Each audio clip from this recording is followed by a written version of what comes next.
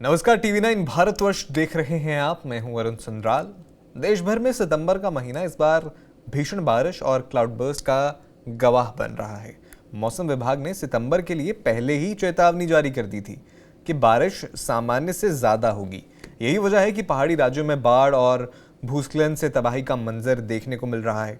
वहीं मैदानी इलाकों में भी बारिश ने हालात बिगाड़ दिए हैं। इन घटनाओं में कई लोगों की जान गई है और बुनियादी ढांचे को बड़ा नुकसान हुआ है। यही पैटर्न हमने अगस्त में भी देखा था।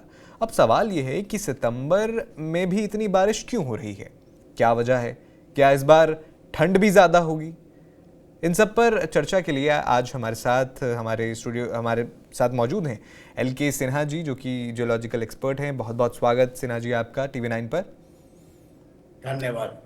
सबसे पहले बहुत बहुत बिल्कुल मैं आपसे यही पूछना चाहूँगा कि IMD ने सितंबर के लिए कहा था कि ये अबव नॉर्मल का यहाँ पे बारिश का जो अनुमान है वो अबव नॉर्मल रहेगा, और हम देख भी रहे हैं इस बार इस तरह की घटनाएं हो रही हैं। क्लाउड बर्स्ट हो रहे हैं, देहरादून में देखा, हिमाचल में देखा।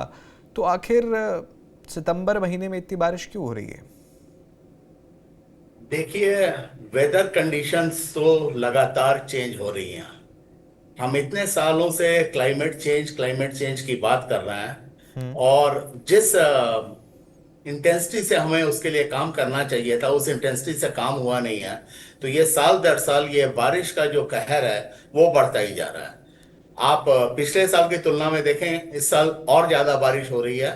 और सितंबर ऐसा कोई अनहोनी नहीं है, सितंबर में बारिश होती रही है, लेकिन इस साल कुछ अनप्रेसिडेंटेड रेनफॉल हो रही है। और ये रिट्रीविंग मानसून का टाइम है, अभी मानसून रिट्रीट करता है तो इस समय थोड़ी बारिश बढ़ जाती है, लेकिन ये लास्ट फेज ही चल रहा है। इसके बाद बारिश धीरे धीरे करके खत्म ही हो जाएगी। लेकिन सिन्हा जी, हमने क्लाउड बर्स्ट की घटनाएं इस महीने में बहुत कम सुनी थी, और इस बार तो देखिए हमने देहरादून में देखा किस तरह से इसी महीने में तबाही हुई। हिमाचल में देखा, अगस्त में तो हुई थी, अगस्त में तो इस तरह की घटनाएं बहुत सारी आई। पंजाब में तो फ्लड आ गया और बाकी जगहों पर भी इस तरह के हालात रहे। लेकिन सितंबर में आखिर क्यों हो रहा है? इस बार क्यों हो रहा है? इतनी बारिश क्यों है? देखिए, ये क्लाउड बर्स्ट बहुत बहुत लोकलाइज फिनोमिना होती है, पर्टिकुलरली हिमालयन टेरेन पे। और जैसा कि आपने पहले ही सवाल में कहा था कि इस बार अगस्त में बारिश ज्यादा हो रही है। जब बारिश ज्यादा हो रही है, कंडीशंस जो बन रही हैं हिमालयन टेरेन पे, पर्टिकुलरली ऑन उत्तराखंड, हिमाचल, कश्मीर, इन सब एरियाज में जो कंडीशंस हैं उसमें क्लाउड बर्स्ट होना कोई अनहोनी नहीं है। लेकिन हाँ, सितंबर में इतना होना जरूर एक कुछ अलग बदलाव देखने को मिल रहा है। लेकिन ये बदलाव जो है ये प्रेडिक्टेड था अगस्त के बाद से ही। जब सितंबर में कहा गया था कि मानसून ज्यादा रहेगा, इस बार बारिश ज्यादा होगी, तभी हमको ये चेतावनी भी दे देनी चाहिए थी कि इस बार क्लाउड बर्स्ट के चांसेस इवन सितंबर में भी ज्यादा होने के हैं। ऐसा मानना तो था ही शुरू से हम लोग का, और जी, अब वो देखने को भी मिल रहा है। आपने बात की कि इस महीने में, इन महीनों में जो है मॉनसून विड्रॉल होता है, वापसी होती है मॉनसून की। लेकिन मॉनसून वापस जाता है, बारिश होती है, ये सामान्य है। लेकिन नॉर्मल से ज़्यादा बारिश होना, इसके पीछे क्या रीज़न देखते हैं? क्या वेस्टर्न डिस्टर्बेंसेस का हाथ है, या बंगाल की खाड़ी, या फिर कोई और जो है मौसमी सिस्टम बन रहा है, उस वजह से हमने देखा कि इस तरह से ज़्यादा बारिश? देखिए, ये जो सारे कंडीशंस है ना, ये प्रीडोमिनेटली हिमालय के ऊपर जो वेस्टर्लीज रहती हैं उसके कारण से बनते हैं। इस बार कुछ अनप्रेसिडेंटेड हो रहा है। पहली बार मानसून आपका हिमालय क्रॉस करके तिब्बत में भी एंटर कर गया है, चाइना के साइड में। ऐसा हमने कभी देखा नहीं था। मानसून जनरली हिमालय तक टच करता था और हिमालय से वापस रिट्रीट होता था। ये जो कंडीशंस इस बार हो रही हैं ये एकदम से अनहोनी है, मतलब जो नॉर्मल कंडीशन से हटके हैं। इसका डिटेल स्टडी अभी करके देखना पड़ेगा कि ऐसा इस साल क्यों हुआ कि ये मानसून हिमालय क्रॉस करके तिब्बत की तरफ भी चला गया है। जी, लेकिन हाँ, ये सारा का सारा अगर आप एक इसके रूट में जाएंगे तो ये जो ग्लोबल पैटर्न चल रहा है, जो क्लाइमेट चेंज का चल रहा है, जिसमें हमारा ह्यूमंस का इंटरफेरेंस बहुत ज्यादा है, जो कार्बन सेविंग की हम बात करते हैं, कार्बन इंडेक्स की जो बात करते हैं, उसमें जो अंतर आया है, जो हम उसके ऊपर ध्यान नहीं दे रहे हैं, ये सब मिला जुला उसका इफेक्ट है, जो कि हमको इतनी ज्यादा तबाही इस मानसून सीजन में हिमालयाज पे देखने को मिल रही है। बिल्कुल। आपने हिमालयाज़ का जिक्र किया। नॉर्थ इंडिया में बहुत तबाही हुई है, और पंजाब में चाहे फ्लड्स आएँ या आसपास के राज्यों में भारी तबाही और क्लाउड बर्स्ट का तो हम जिक्र कर ही रहे हैं। लोगों को बहुत ये जानकारी भी होगी कि क्लाउड बर्स्ट होते क्या हैं और ये क्यों हो रहे हैं। लेकिन क्लाउड बर्स्ट या इस बारिश के अलावा भी हमने देखा है सितंबर में तो ये हो रहा है, लेकिन आने वाला जो विंटर्स के मंथ हैं, क्या संभावना लग रही है कि इस बार जिस तरह से बारिश ज़्यादा हुई है, ठंड भी रिकॉर्ड तोड़ पड़ने वाली है? बिल्कुल, प्रिडिक्शन तो ऐसा ही है। इस साल ठंड का पिछले साल से कई गुना ज्यादा पड़ने वाली है इस साल। इस बार unprecedented winters particularly north India में लोग महसूस करेंगे। और जो टेम्परेचर्स का कोल्ड टेम्परेचर्स का जो एक दायरा होता है करीब 15 से 18 दिन का, इस बार वो ड्यूरेशन भी थोड़ा बड़ा मिलने की आपको संभावना है, particularly from end of December से मिड जनवरी और एंड ऑफ जनवरी तक वो बढ़ता हुआ आगे दिखेगा आपको। मतलब सर्दियों का जो समय है या जो ड्यूरेशन है वो भी ज़्यादा होगी और तापमान में गिरावट भी ज़्यादा देखने को मिलेगी। इसमें बिल्कुल ला इस नीना साल का उम्मीद कितना है। आप इफेक्ट देख रहे हैं इस पे? इस बार ला लीना का इफेक्ट आपको नहीं दिखेगा, ऐसा आईएमडी ने पहले ही प्रिडिक्ट कर दिया। 4-5 दिन पहले की खबर है, उन्होंने कहा इस बार ला लीना का इफेक्ट नहीं दिखेगा, इसलिए अनप्रेसिडेंटेड इस बार विंटर की संभावना है, ज्यादा है।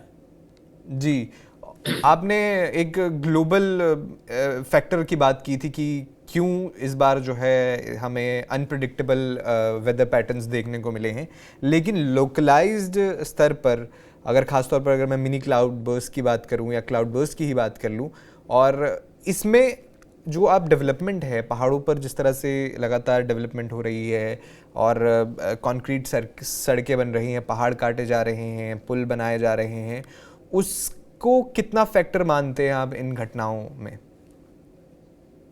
स्पेसिफिकली देखिए, नॉर्थ ये जो इंडिया? आपदा जिसको आप डिजास्टर बोलते हैं, ये डिजास्टर के लिए दो फैक्टर हैं। एक तो अनप्रेसिडेंटेड रेन्स जो हिमालय पे हो रही हैं, और दूसरा जो डेवलपमेंट वर्क चल रहा है। जी। अगर डेवलपमेंट वर्क देखें आप, तो इसकी तो जरूरत हमें है। जिस तरह से हमारा पॉपुलेशन डेंसिटी हिमालयस पे बढ़ी है, जिस तरह से हमारा पर्यटन हिमालयस पे बढ़ा है, जिस तरह हमारा टूरिज्म पर्टिकुलरली फॉर पिलग्रिमेज बढ़ा है हिमालयस पे, तो आपको ये सेवाएं वहां देना बहुत जरूरी है। आपको नए नए वहां रुकने के स्थान, नई नई सड़कें, हेलीपैड्स, आपके बहुत तरह के इंफ्रास्ट्रक्चर वो डेवलप होने जरूरी हैं। तो इसको तो रोका नहीं जा सकता, एकदम सही बात है, ये होना ही है। लेकिन अगर ये डेवलपमेंट के साथ, जिसकी हम बहुत सालों से बात करते आ रहे हैं, सस्टेनेबल डेवलपमेंट, कि अगर प्रॉपर जांच करके जियोलॉजिकल कंडीशन के हिसाब से अगर ये डेवलपमेंट में थोड़ा और ध्यान दिया जाए कि कहां पे करना है, कैसे करना है और क्या प्रिकॉशन लेके करना है, तो शायद जो आपदा है उसको कुछ हद तक हम कम कर सकते हैं।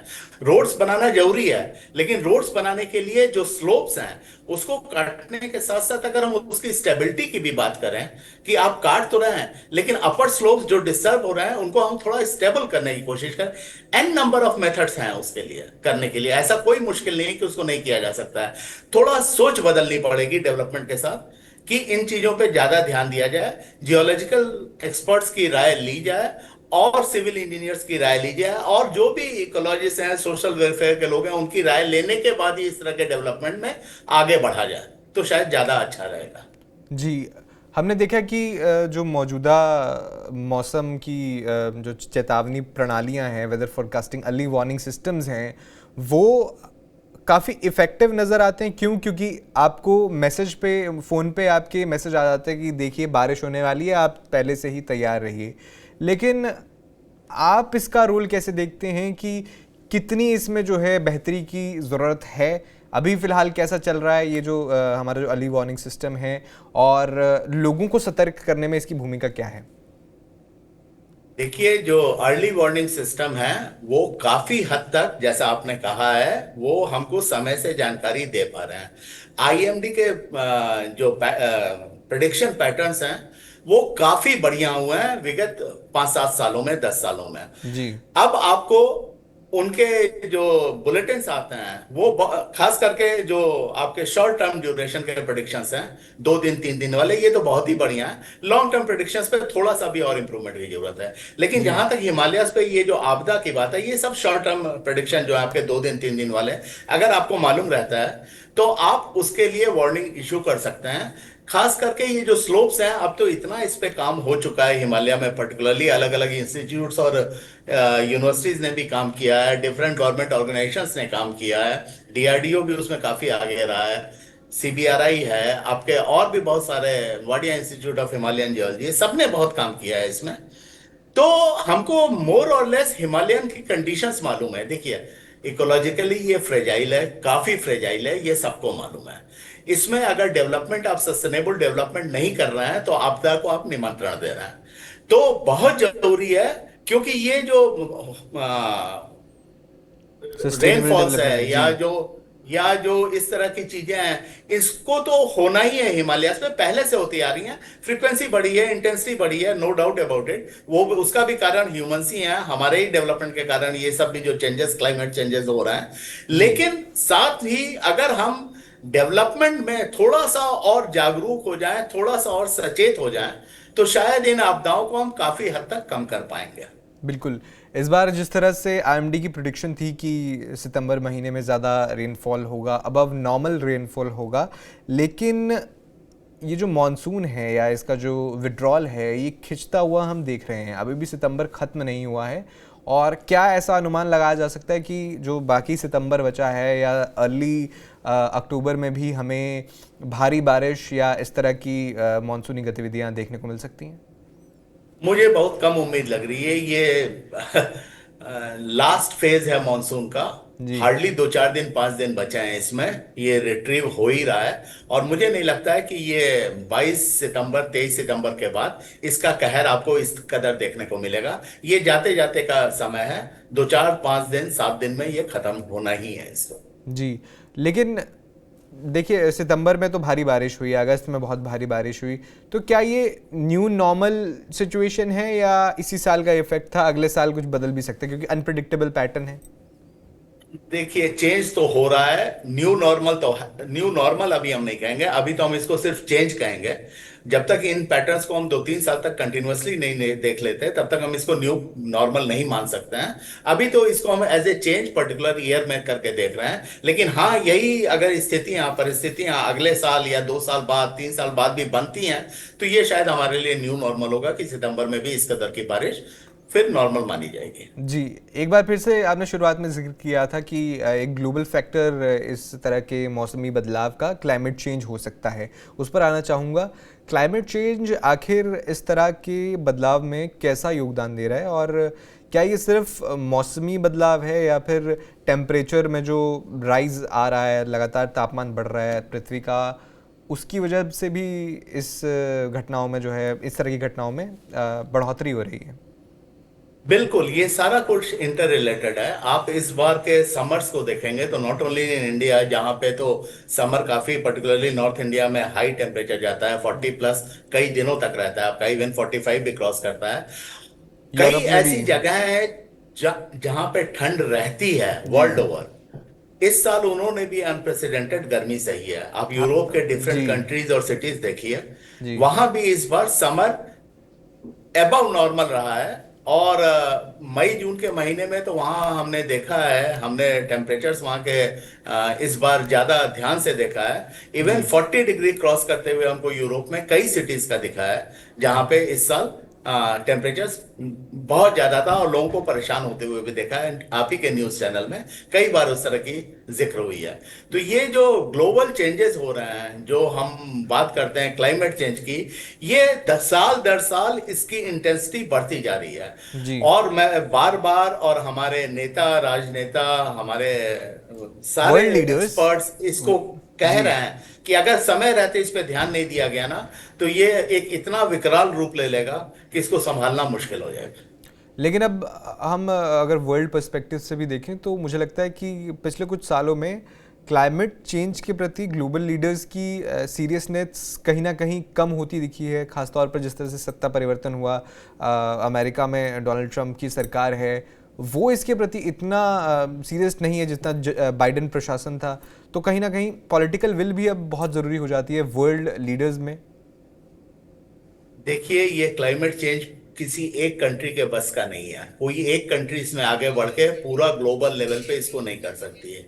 इसमें कंट्रीज को हाथ मिलाना ही पड़ेगा। हमारे कई समझौते हुए हैं इस पे, कई बार बात हुई है, लेकिन हर बार ये, अभी तो रिसेंट ईयर्स में ये बात आपने देखा भी होगा, न्यूज चैनल पे आया था, ये अधूरी रह गई है। जितना हम इसमें फंड्स की बात करते हैं उतने फंड्स हमको कंट्रीज की तरफ से आ नहीं रहे हैं। अमेरिका का आपने जैसे जिक्र किया है, उन्होंने कह दिया है कि हम इससे बाहर हो रहे हैं, हमको इसमें कोई खास दिलचस्पी नहीं है क्लाइमेट चेंज में, आप लोग को बाकी जिनको करना है करें। अगर बड़े नेशंस इसमें आगे बढ़ के साथ नहीं देंगे तो ये बड़ा मुश्किल हो जाएगा। और ये वर्ल्ड में एक बहुत विकराल, मतलब मैं कह नहीं सकता जिस कदर से दिख रहा है वैज्ञानिकों को, और जिस तरह से एक्सपर्ट्स इसके बारे में बात कर रहे हैं, भारत बहुत सचेत है। हमने हर लेवल पे इसको सपोर्ट किया है। हम अपना कार्बन का जो हमारा एमिशंस है। उत्सर्ज है, जो हमारा जी। निकल रहा है, हम उसको लगातार रिड्यूस करने की कोशिश कर रहे हैं। हमने तरह तरह के उसके लिए उपाय किए हैं, वैज्ञानिक तरीके अपना रहे हैं। आप देखिए कि हम पेट्रोल प्रोडक्ट्स के कम करने के लिए, उससे जो हमारा कार्बन निकलता है उसको कम करने के लिए कोशिश कर रहे हैं। लगातार इसमें हम आगे बढ़ रहे हैं, लेकिन सिर्फ ये एक देश की पहल से नहीं होगा, बाकी देशों को भी इसमें हाथ मिलाना होगा, कंधे से कंधा मिला के आगे बढ़ना होगा, तभी हम इसका कोई सोल्यूशन निकाल पाएंगे। जी, एक बार फिर से मैं क्लाउड बर्स्ट की जो घटनाएं हाल के कुछ महीनों में बढ़ी हैं, बहुत ज़्यादा बढ़ गई हैं, क्योंकि जैसा आपने भी कहा ये अभूतपूर्व है, अनप्रडिक्टेबल पैटर्न्स हैं। अभी फ़िलहाल विड्रॉल अभी मानसून का जो है चल रहा है, और ऐसा ना हो, क्योंकि अलर्ट तो है, क्योंकि अनप्रडिक्टेबल पैटर्न है, तो क्लाउड बर्स्ट से बचने के लिए या किस तरह के कदम उठाए जा सकते हैं? कि पहले तो आप मुझे कुछ वो साइंस बताइए कि क्या लोगों को पता लग सकता है कि क्लाउड बर्स्ट होने वाला है? आईएमडी अगर अलर्ट जारी करता है तो ठीक है, लेकिन आप आसपास कुछ ऐसी संकेत देख सकते हैं कि क्या, जिससे पता लगे कि शायद क्लाउड बर्स्ट हो सकता है या कुछ कदम उठाया जाए, ऐसा कुछ है? देखिए, क्लाउड बर्स्ट जो फिनोमेना है, मैंने जैसे आपसे कहा, ये बहुत लोकलाइज फिनोमेना है, और इसका लार्ज स्केल पे पैटर्न आप देख के नहीं बता सकते हैं। वो कुछ कंडीशंस हैं जो डेवलप होती हैं उस एरिया में, और उसके बाद वहां क्लाउड बर्स्ट होता है। हाँ, अगर आप कंटिन्यूअस मॉनिटरिंग किसी एरिया की कर रहे हैं तो सर्टेनली आप उसको बता पाएंगे कि हाँ, ये डेवलपमेंट शुरू हो चुका है और क्लाउड बर्स्ट होने के चांसेस है। लेकिन जी। इतना वास्ट हिमालय है कि उतनी आप एक्यूरेट हर जगह पिन पॉइंटेड स्टडी नहीं कर सकता। जी। ये जनरलाइज फिनोमेना नहीं है, लोकलाइज फिनोमेना है। तो अनलेस अनटिल आप उस लोकलाइज जगह पे, उस लोकेशन पे अगर आप उसको नहीं देख रहे हैं तो इसका प्रिडिक्शन बहुत बहुत मुश्किल हो जा सकता है। हाँ, लेकिन क्लाउड बस में आप बचने के तरीके जरूर ढूंढ सकते हैं। आप उसमें वहां के जो निवासी हैं, क्लाउड बस में वो क्या कर सकते हैं, इसके लिए बहुत सारी गाइडलाइंस हम इशू कर रहे हैं और किए भी हुए हैं कि उस कंडीशन में आपको कैसे अपना बचाव करना है। कुछ आप खास दर्शकों करके के साथ साझा करें तो। खास करके देखिए, जब भी क्लाउड बर्स्ट होता है, आप जान रहे हैं हिमालयस पे स्लोप से ये पानी बहता है और नीचे मेन चैनल में आके बहुत तीव्र गति से आगे बढ़ता है। तो लोगों को बताया गया है कि जो कॉजवेज हैं हिमालयस में पर्टिकुलरली, अगर क्लाउड बर्स्ट की कंडीशन आप देख रहे हैं, क्लाउड बर्स्ट हो रहा है, तो आप एडवेंचर ना करें, कम से कम कॉजवेज को आप जितना ज्यादा हो सके अवॉइड करें। हमने देखा, कई वीडियोस भी आए हैं सोशल मीडिया पे, लोग एडवेंचर करते हैं, मोटरसाइकिल लेके, कार लेके कॉजवे क्रॉस करने की कोशिश करते हैं और साथ में बह जाते हैं। आप पहाड़ पे जहां भी हो सके थोड़े ऊंचाई पे जाने की कोशिश करें। अगर लैंडस्लाइड नहीं है तो, लैंडस्लाइड है तो बात अलग है। अगर सिर्फ क्लाउड बर्स्ट है, पानी गश कर रहा है, नीचे मेन चैनल में आ रहा है, तो आप उस जो चैनल है उससे दूर हटने की कोशिश करिए और किसी ऊंचे स्थान पे जाइए ताकि आप थोड़ा प्रोटेक्टेड महसूस कर सकें। तो इस तरह की बहुत चीजें हैं जिनको हम कर सकते हैं। लेकिन हाँ, इतनी लोकलाइज फिनोमेना का एग्जैक्ट प्रेडिक्शन पूरे हिमालय में अक्रॉस 3,000 किलोमीटर बहुत मुश्किल है। बिल्कुल, आपने कहा कि ये बिल्कुल मानसून अपने बिल्कुल लास्ट फेज़ में है और चंद दिनों का मेहमान है। तो मैं बिल्कुल। ये भी मानूं कि अब जैसे पहले हमने देखा था कि अचानक भारी बारिश के बाद हमारी जो नदियां हैं, ख़ास तौर पर नॉर्थ इंडिया की जो नदियां हैं, उनका वाटर लेवल बहुत बढ़ गया था। अब वो फ़िलहाल वो सिचुएशन नहीं होने वाली है। बिल्कुल, बिल्कुल। जी। बिल्कुल, आप एकदम सही कह रहे हैं। और ये बारिश ही सिर्फ बाढ़ का कारण नहीं होती है। मैंने हमेशा पहले भी इंटरव्यूज में बताया है कि जो समर में आपके ग्लेशियर्स पिघलते हैं ना, वो जी। काफी मात्रा में पानी लेके आते हैं, और ये जो बारिश होती है मानसून की, ये उसको ऐड करके इसको एग्रीवेट करती है। तो अगर बारिश आपकी मिनिमम भी रहे तो भी आपका बाढ़ का खतरा खत्म नहीं होता है। बाढ़ आती है, लेकिन हाँ, बाढ़ के इंटेंसिटी में बढ़ोतरी होती है जितना ज्यादा रेनफॉल होता जाता है। जी, बहुत बहुत शुक्रिया एल के सिन्हा जी, आपकी जो आपने बताया, जानकारी दी, खास तौर पर क्योंकि चिंताएं थी। और सितंबर महीना जिस तरह से बारिश देखी हमने अगस्त महीने में देखी, तो लोगों की चिंताएं थी, बहुत सारे लोगों की चिंताएं वो दूर भी होंगी। बहुत सारे वैल्यूएबल एडिशंस आपने दिए, तो बहुत बहुत धन्यवाद TV9 से जुड़ने के लिए आपका। थैंक यू वेरी मच, धन्यवाद, बहुत बहुत धन्यवाद। आपने जिस तरह से सुना, एल के सिन्हा जी जो कि जियोलॉजिकल एक्सपर्ट हैं, उन्होंने बताया कि मॉनसून जो विड्रॉल है वो अपने लास्ट फेज़ में है, यानी ये जो बारिश है, अनप्रिडिक्टेबल पैटर्न है, वो कुछ दिनों का ही मेहमान है, हफ्ते का मेहमान भी हो सकता है। हालांकि IMD की ओर से पहले ही सितंबर महीने के लिए अलर्ट जारी किया गया था। अब देखना ये होगा कि IMD सितंबर या आने वाले दिनों के लिए किस तरह के अलर्ट जारी करता है। बाकी खबरों के लिए आप देखते रहिए TV9 भारतवर्ष।